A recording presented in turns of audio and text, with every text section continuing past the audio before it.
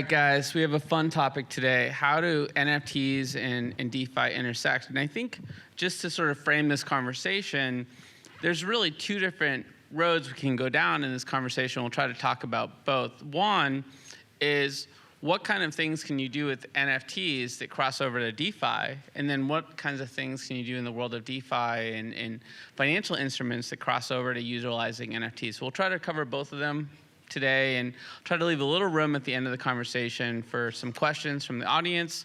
But let's give the panelists a chance to introduce themselves and who they are and tell us a little bit about their projects. So starting with you, Ben. Hey, guys. Ooh. Ben Lakoff. I'm freezing right now, so ignore the chatters of my teeth. Co-founder, business lead of Charged Particles. So we're an NFT protocol that allows you to give each NFT its own smart wallet, and then that smart wallet can own or hold other assets. So ERC20s, other NFTs, and the end result is a NFT with other assets deposited inside of it. And that's, you're not freezing because the Breaking Bad guys put you in an ice cooler before this, right? Or threatened to if you don't give them some of your project. I thought they were up on the panel with us, so pretty excited about that. My name's Tom Norwood. I'm one of the co-founders of Loop Finance. We're building a DEX and an NFT marketplace on Terra, on the Terra blockchain. We're looking to, for our NFT marketplace though, just having DeFi-related NFTs, so like LP bonds, yield-bearing NFTs, NFTs which can be integrated with other protocols which have like, you know, some functional utility, giving boosts or bonuses or, you know, discounts or, you know, some sort of functionality. So yeah, that's it. Very cool. And Tony? Hi, everybody. My name is Tony Chan. I'm the founder and CEO of Pledge. Pledge is a marketplace for Bitcoin loans. Basically, we take all the Bitcoin loans and convert them to financial NFTs. So it's like OpenSea for trading financial NFTs. Yeah. Very cool. Well, let's start with you, Tony. Tell us a little bit more. What is a financial NFT? How do you define that, and what sort of capabilities does that unlock for folks? Yeah, so I want to share a little bit about my background. I'm a real estate broker for the past 10 years in Palo Alto area. I came across with many people who need to borrow money with their crypto asset. They want to diversify out of their crypto asset. And at the same time, I have a lot of investors just want to loan out the money to get stable yield. So I'm building this platform to bridge these people together. And what we learned is after we finish doing the loans, there should be a secondary market where we can convert all this to financial NFT, and the lender and the borrower, they can start trading them, and they can sell it in the secondary market, just like what we do for real estate. So that's cool. And you know, Tom, you're also playing in the world of using NFTs as financial instruments. What else are you sort of doing in that space that you think is interesting and wasn't possible without NFTs? Kind of what we're focusing on at the moment are LP NFT bonds. So essentially allowing protocols to own their own liquidity in the same way that Olympus Pro kind of, you know, or Olympus DAO kind of started off this protocol-owned liquidity idea. And we're taking that and then taking it a step further by attaching NFTs to these bonds, which then allow people to trade them, obviously trade their position, which they wouldn't be able to do if it was just like a standard bond. So yeah, that's kind of, I guess, the most, you know, one of the interesting things we're doing in the space. And then of course you can attach, as I said, extra utility as well to those NFTs, even after the yield's been fully paid out. Then, you know, the NFT can still have value for the owner. Just for the sake of everyone that's listening, can we start with some basics? What is a bond, and how does that sort of fit in to the equation here with NFTs? Yeah, of course. So a bond is essentially just an instrument which pays out a yield over time. So the protocol can choose how much yield it's going to pay out, you know, in their token, obviously, and what the time period's going to be. So the owner will get essentially that yield. It's almost like having a vesting period. The yield will get paid out over a certain time. And what was the other question? Sorry, how does it attach to the NFTs? Yeah. Yeah, so the owner of the NFT then can collect the yield. They can stake the NFT, collect the yield, and at any point they can unstake it, trade it if they want to, sell it to someone else who can then restake it and collect the remainder of the yield on that NFT. So essentially, yeah, it's enabling, it's kind of like a loan, I guess, to the protocol from the person that they then have to pay back. The protocol then pays back over a certain amount of time. But they can use that original capital. Well, I mean, to buy the NFT, you need to have a liquidity position to start with. So you're essentially selling your liquidity position to the protocol. So the protocol ends up owning the liquidity, which then gets locked into the DEX permanently, essentially, creating a sort of permanent pool of liquidity for the protocol. Got it. And Ben, I think you're sort of starting with NFT first, and you guys have been pioneers with unlocking DeFi possibilities for NFTs. Can you tell us a little bit about how that concept came about and what sort of capabilities that gives the market, in your opinion? Sure. So my co-founder, Rob Secord, he was the gigabrain behind this idea. I mean, our Twitter handle is DeFi NFT that we got in February of 2020, so a little before the DeFi summer, let alone people were ever thinking of the two in this manner. So I think financial use cases is definitely where these things are going, but I'm an American and I'm kind of terrified to produce a bunch of these NFTs that have a ton of financial use cases, let alone the trading of them. Maybe my lawyer has put the fear of God into me with these sorts of things. So I mean, we do aspire to be this open, permissionless protocol that people can put these things together, but will be the building blocks that allow you to take an NFT and you can put any other asset in that NFT. You can time lock it, so you have this ability to configure those assets when they can be pulled out by who, et cetera, and what assets those are. So they can be LP tokens or interest-bearing tokens. All of this. Is that more secure than other current means of sort of time locking vesting? I feel like there's a lot of IDOs that talk about the vesting of the team, and you wonder, are they really going to follow through with that? No, I mean, it's essentially the same. It's a smart contract that drips out a vesting contract. It can just be containerized within an NFT. So we were talking earlier, if you're a protocol, you can do this bond mechanism and raise capital, but if you're early stages in selling tokens to investors, make sure you do all your legal stuff as well, have an offshore, all the things, right?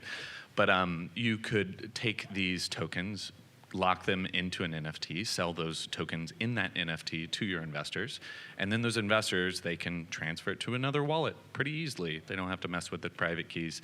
They can sell it before those tokens vest out of that NFT. Or, a little bit further down, when we can use NFTs as collateral, there's a real value to those unvested tokens that are all containerized within that NFT, so you could take a loan against it, never have to liquidate your position. Lots of opportunities there. Yeah, so that's a good segue. I mean, where are you going next with all this? What's on the roadmap? For us, specifically? A lot.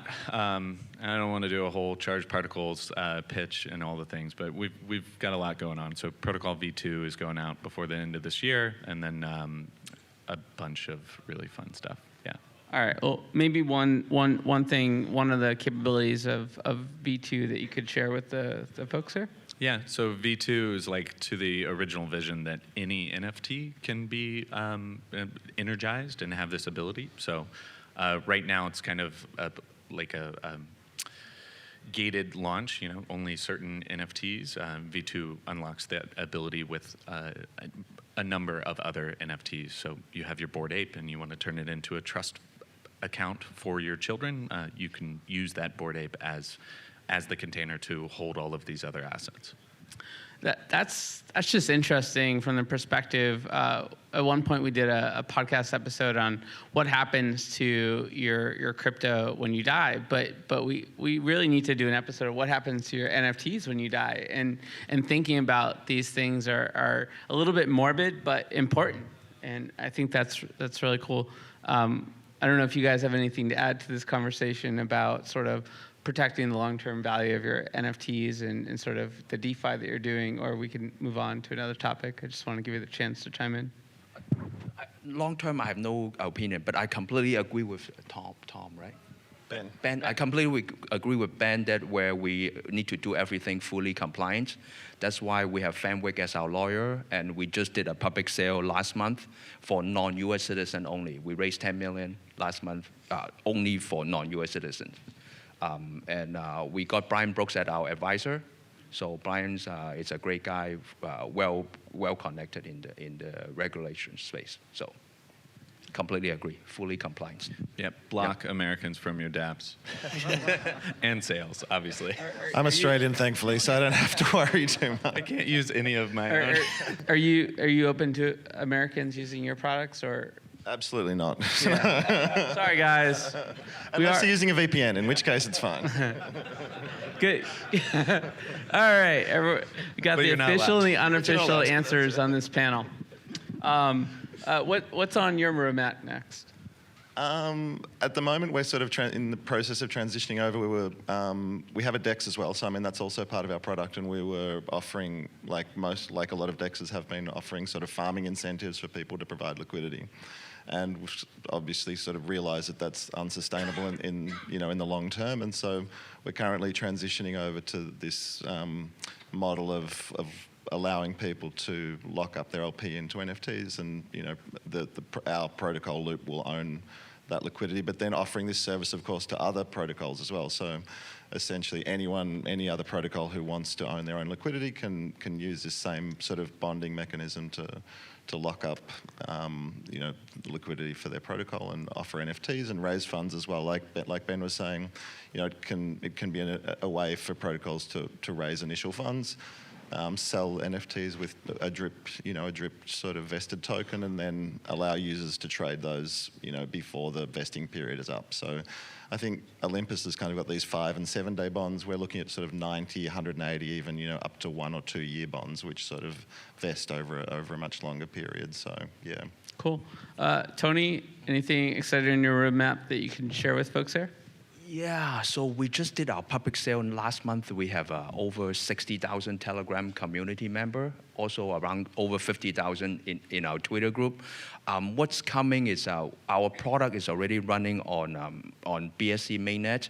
So if you have a Trust Wallet on your phone, you can just type in pledger.finance. You can do loans right away. We are working on our version 2, which will be building the marketplace, and we should be listing our token soon. Yeah. So private sale, public sale, listing the token.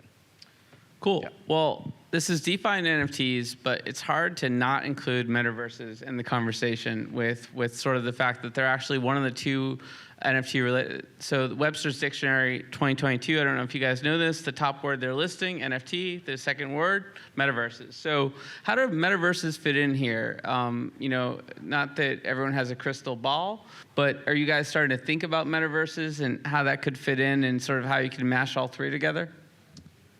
Yeah, we're actually working with another project on Terra called Luniverse, and what we're looking at, they're kind of building a metaverse out using this sort of 3D technology, which they've sort of mapped out the real world using drones and helicopters and things like that, like mapped out full cities down to 2 centimeter accuracy or something, so you can actually walk around LA or New York or whatever.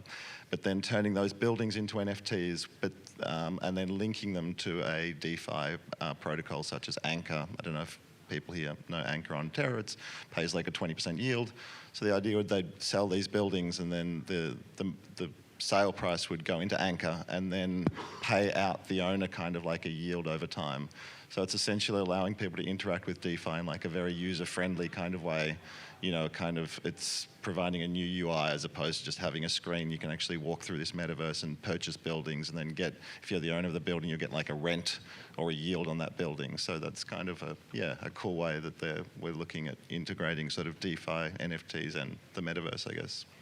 Very cool. Anything to add?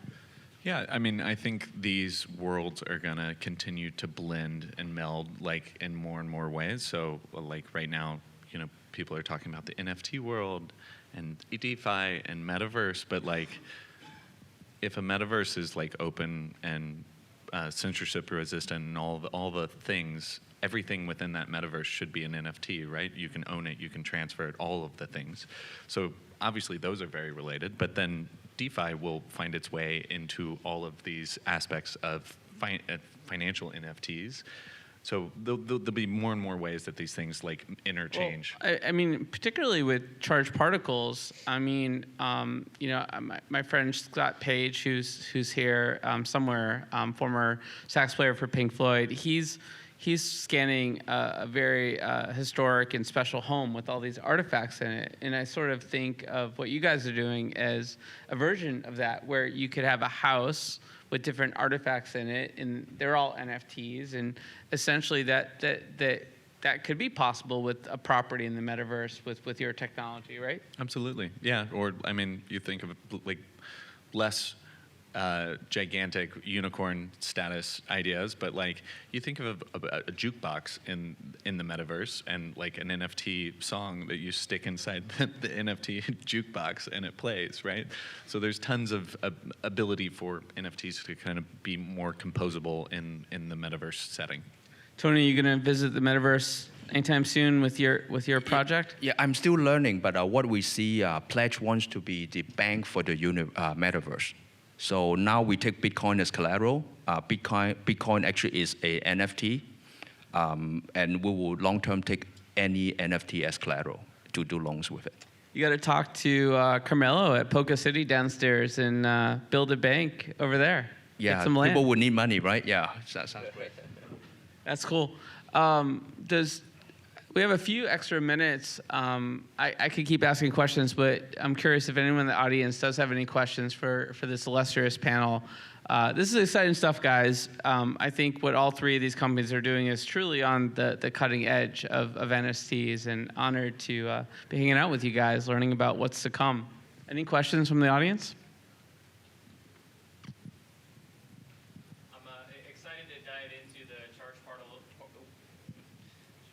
Check. I'm excited to dive into the charged particle documentation. Just before I go in, how recursive does the containerization get? Yeah, meaning you How have deep one can it go? NFT, you put another one inside, and then you take that and you put it in another NFT, right? Like all the way down. So we actually did this with the community. So it was like called Pass the Particle, and you had an NFT, deposit it, send it to the next guy. He'd deposit it into theirs. I think we went like 9 layers deep. So that's pretty deep in my opinion. But the idea is like if you do these on Polygon, you can actually do choose your own adventure storybooks where you like click on one NFT and it goes into another one that has its own branches coming off of it, which is quite cool. So that's kind of a non-answer that I don't know how deep it goes, but push the limits, do it on Polygon. It's super cheap, and DM me with it because I'd love to see it. Cool, thank you. Yeah. All right, audience challenge right there. Yeah. I love the answer, I don't know, because like I think that's the thing we're talking about here is things are moving so fast, and this is bold stuff, and I think it's okay to not know all the answers. And 9+. There we go. Appreciate you guys being up on the stage and giving us all this information. As an American creator, how much of your time would you say do you invest into finding legal help?